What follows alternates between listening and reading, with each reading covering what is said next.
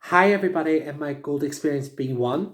Now, as you may have just seen, I've just put up a video about a special poetry task, which is talking about my favourite poem, and I hope you can share your favourite poem too.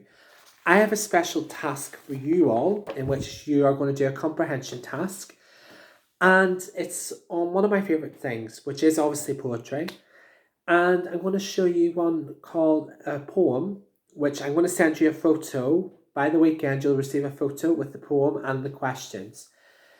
You may have heard of the author Rudyard Kipling.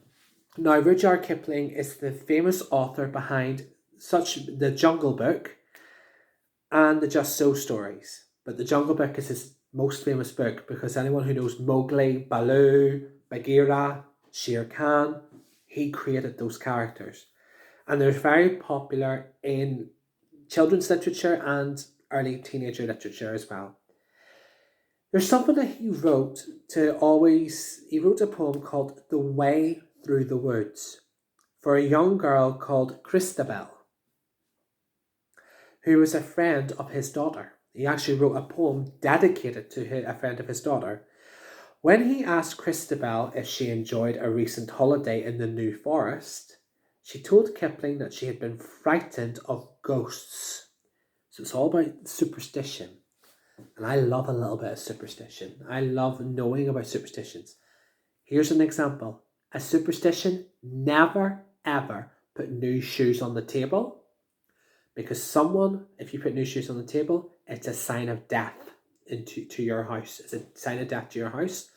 Also, never put a glass mirror in front of your front door because it takes away all the good energy in the house. Just an example. Don't get frightened. Don't have nightmares over that. Okay. And she told Kip, as she said, she was frightened of the ghost there. And her remark inspired him to write this poem. So I'm going to recite it, and then I'm going to send you the questions, okay? I'm going to talk a little bit about the vocabulary and then send. So I'm going to recite it, go through some necessary vocabulary, and then I'll send you the questions, okay? Enjoy. The Way Through the Woods by Rudyard Kipling. They shut the road through the woods 70 years ago.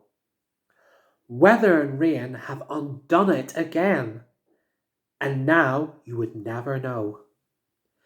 There was once a road through the woods before they planted the trees. It is underneath the coppice and heath and the thin anemones. Only the keeper sees that where the ringdove broods and the badgers roll at ease, there was once a road through the woods. Yet, if you enter the woods of a summer evening late, when the night air cools on the trout ring pools, where the otter whistles his mate, they fear not men in the woods, because they see so few. You will hear the beat of a horse's feet and the swish of a skirt in the dew. Steadily cantering through the misty solitudes, as though they perfectly knew the old lost road through the woods, but there is no road through those woods, or through the woods, rather, through the woods. Okay, so I'm going to go through necessary vocabulary that you may not be unsure of. I will be sending a photo, so don't panic. Okay, so first, if you hear the word undone, so something is done, undone is the reverse. Like something that's good, it's become bad. So, coppice and heath. So coppice, under the coppice and heath, under like bushes, the branches, below branches. A heath is usually like a small mound. It's like a small hill, a heath, where sometimes there's a little bit of an underground underneath. And I would recommend that you actually look that up on Google, because if I'm incorrect, please let me know. So, If someone says the ring dove broods, it means that a dove, which is a bird, brood. It's like making a calling. And everyone, and at ease, it comes easily. Night air cools, cold air in trout ring pools. So obviously in water, there's a lot of trout, which is a type of fish. If an otter is whistling his mate, he's whistling for his partner. It's like a boyfriend calling his girlfriend or a girlfriend calling her boyfriend, that sort of thing. And hear the beat of a horse's feet, when you hear that. Steadily cantering through. Canter is the rhythm that a horse walks in. The misty solitudes. So the misty solitudes is like the mysterious area. Now mist is like foggy areas. Solitude, quiet area, confined.